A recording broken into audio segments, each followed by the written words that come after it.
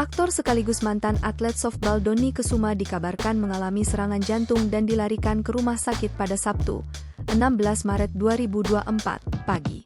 Namun, sang anak, Ghassan Indira Kesuma mengatakan bahwa sang ayah tak terkena serangan jantung, melainkan jantungnya melemah membuat harus menjalani perawatan.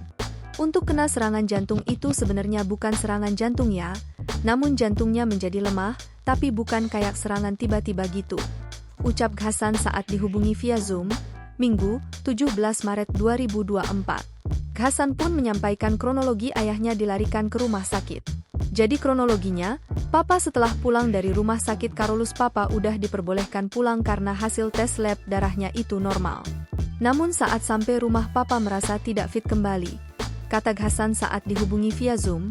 Akhirnya pada kemarin tanggal 16 Maret jam 7 Papa minta dianterin ke rumah sakit karena Papa bilang udah nggak kuat.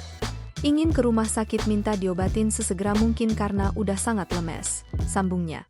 Ghassan juga menyebut bahwa sang ayah sudah menderita sakit jantung sejak 2015 silam. Untuk penyakit jantungnya ini sebenarnya udah lama, karena waktu itu Papa sempat dipasang ring pada jantungnya pada tahun 2015, tutur Ghassan. Kini, sang ayah pun berada di ruang ICU untuk mendapat perawatan intensif. Namun, Ghassan mengimbau agar foto-foto ayahnya yang beredar di media sosial tengah terbaring di ruang ICU tak disebarluaskan. Betul, sekarang Papa lagi ditanganin dalam ICU, ujarnya. Namun jika teman-teman atau orang lain punya foto tersebut mohon segera di take down, jangan di-follow di media sosial. Jika masih mengupload video atau foto tersebut ke media sosial kita bisa ambil jalur hukum, jelas Ghassan. Dengan kondisi sang ayah yang masih terbaring di ruang ICU, ia berharap akan ada kabar baik dan ayahnya segera pulih.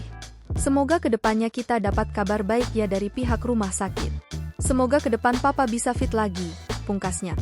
Download Tribun X sekarang, menghadirkan lokal menjadi Indonesia.